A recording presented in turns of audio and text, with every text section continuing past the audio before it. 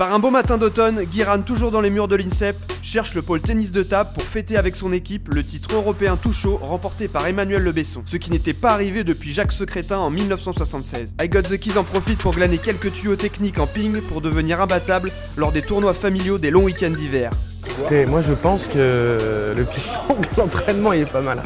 C'est comme j'aime bien.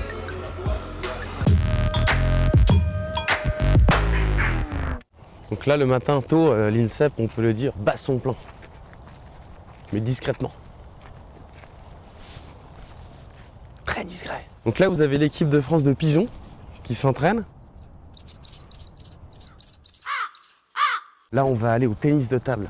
Faut pas dire ping-pong parce que c'est moins classe que tennis de table. Emmanuel Le Besson qui s'entraîne ici. Il est champion d'Europe. Ouais. C'est plutôt pas mal.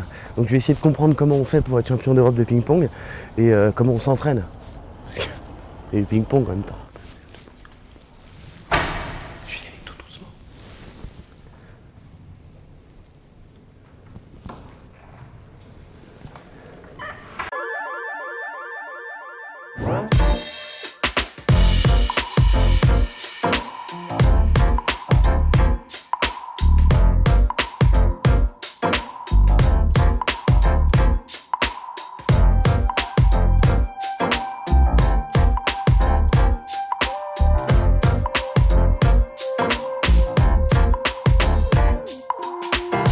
Je me suis laissé dire qu'au tennis de table, vous faisiez partie des gens de l'INSEP qui s'entraînent le plus, alors que vous faites du tennis de table.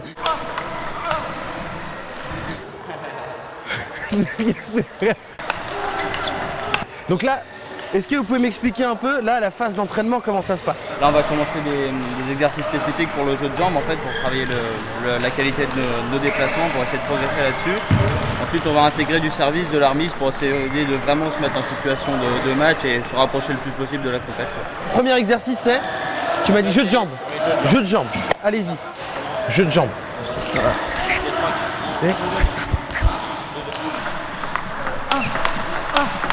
Les pieds et tout, les jambes.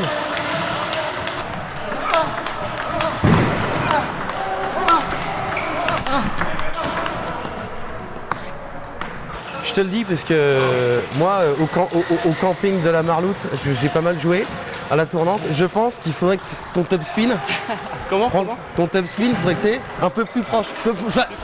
C'est un avis, hein. Ça va être de bons conseils, c'est vrai. Tu fais comme tu veux.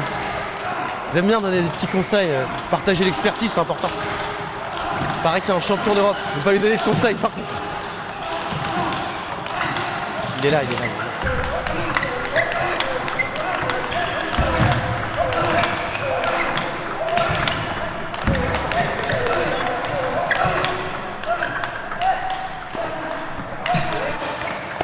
Il a perdu un point le champion d'Europe.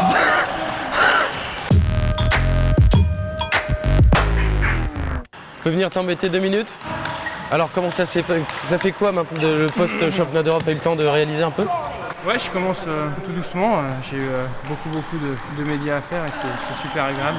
Voilà, je suis content d'être revenu dans ma maison parce qu'ici je me sens vraiment très bien entouré de gens que j'aime, qui m'apportent vraiment au quotidien. Et pour moi c'était important de revenir dans ma maison parce que c'est là où je me suis formé, c'est là où...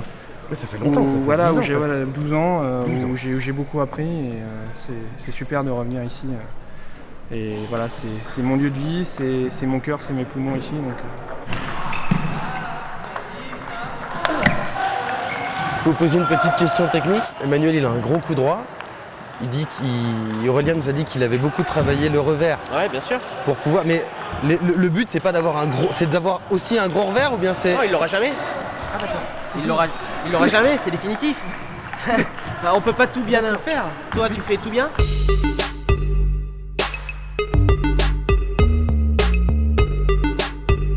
Il y a quand même une échelle, il y a des choses que tu fais moins bien ou un peu mieux que le reste. Bah, lui c'est pareil, comme lui il a un super pouvoir qui est son coup droit, bah, forcément l'habileté en termes du revers, elle est moyenne. Are you listening?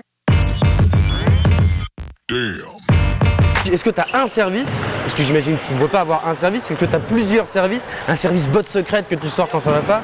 Comment ça se passe? Comment on travaille? J'ai souvent le même service, c'est vrai que je varie pas mal les effets, surtout les placements. Voilà, je peux varier à quelques centimètres près sur la table, comparé à certains autres joueurs qui ont une plus grosse palette. J'essaye, voilà, derrière ces service stats, de savoir exactement où va revenir la balle. Normalement, je sais à peu près régulièrement où va revenir la balle pour pouvoir anticiper et jouer mon premier coup. Un premier coup difficile pour l'adversaire et essayer de toucher l'adversaire. C'est que dans toute la partie revers, pivot, c'est-à-dire quand on tourne autour du revers, c'est une partie que j'apprécie beaucoup aussi. Et voilà, c'est vrai que quand on va me chercher plein coup droit, des fois c'est pas toujours évident, mais j'arrive maintenant un peu plus à anticiper et à garder une fois qu'on tourne aussi mon revers, parce que tout en coup droit c'est pas possible. Are you listening? Damn.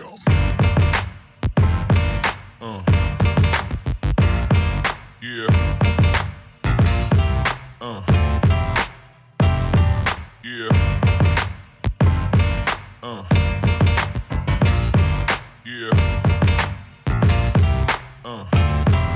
Vu que je sais faire un peu de ping-pong, j'ai avec Quentin Robineau qui a un petit niveau. Je vais lui montrer un peu comment moi je fais et je vais avoir un petit tutoriel par professionnel. T'es d'accord? Ouais. Je te montre ma version. Donc les 3 gestes du ping-pong, il y a le service, le top spin. À refaire. Pas mal. Et le revers. Oui, évidemment. Si tu le fais vite. Et si vous le faites tous les deux par exemple, est-ce que c'est vraiment plus différent que moi?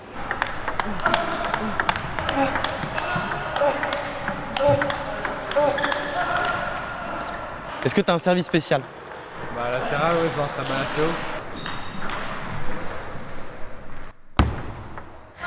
D'accord, je vais essayer de le remettre. Vas-y.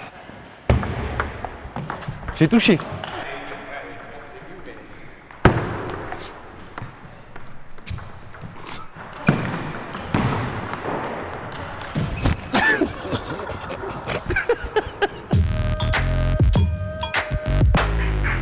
Là, l'entraînement est fini? Et donc après l'entraînement, vous prenez l'apéro? Voilà. Vous faites un beer pong? Comme ça, apéro et technique. C'est une médaille d'or, ça? Ouais, donc tu vois, ça va pas être super vendeur. Important, c'est là. Ouais, C'est le début de quelque chose. Il faut préciser parce que Félicitations.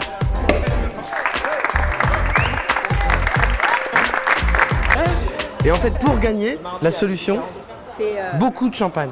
Je dis ça pour les gens qui se posent la question de savoir comment est-ce qu'il y a eu 2 Français en finale? Du champagne, énormément.